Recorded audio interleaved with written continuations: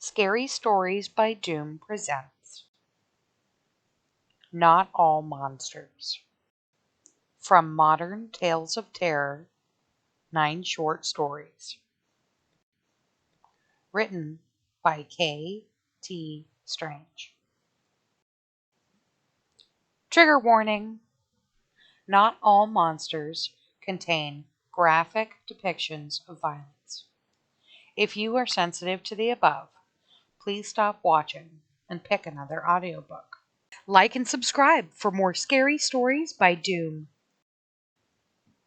Not all monsters. A young girl, no older than 5 or 6, sits at her playschool art desk coloring some home-printed coloring pages. She hums to herself, huffing, tongue sticking out slightly, while she strains to stay inside the lines of her Little Mermaid coloring pages by the dim light of her bedside lamp. Thunder crashes, and the girl bites down on her tongue, shocked by the loud, crashing sound. She gasps and whimpers a little, reaching up to touch her outstretched tongue. She checks to see if she bit it hard enough to bleed, and seeing no blood, sniffs and looks back at the window. Was there something there? It was dark. Her dad asleep in his recliner, Mom working a graveyard shift at the clinic, and much later than little girls her age ought to be up. She stares at the window and wonders whether there could be a monster out there. Feeling nervous, she gets up and crosses the small room and presses her face against the cold, wet-feeling glass. At first, she thinks she sees nothing. Too dark to see. But then a flash of lightning outside illuminates a face in front, crazed eyes, black teeth, and a shaggy, ragged face, smiling maniacally. She is looking straight at a monster whose face is inches from outside of her window. "Daddy!" She screams, whimpering and crying as she runs from her room, knocking over her plastic chair as she goes. "Daddy, monster!" Her dad wakes up, scoops her up, and holds her, comforting and shushing her, bobbing back and forth till she stops crying. "It's okay, baby girl," he soothes.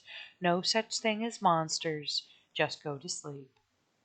He carries her back into her room and sees her chair knocked over, crayons out, a partially colored flounder, and the window open, rain sopping into the carpet.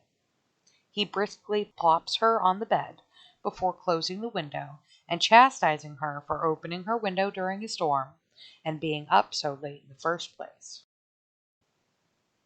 Her dad stops to check his phone for the time as she pipes up from the bed beside him. "But Daddy, I can't open the window."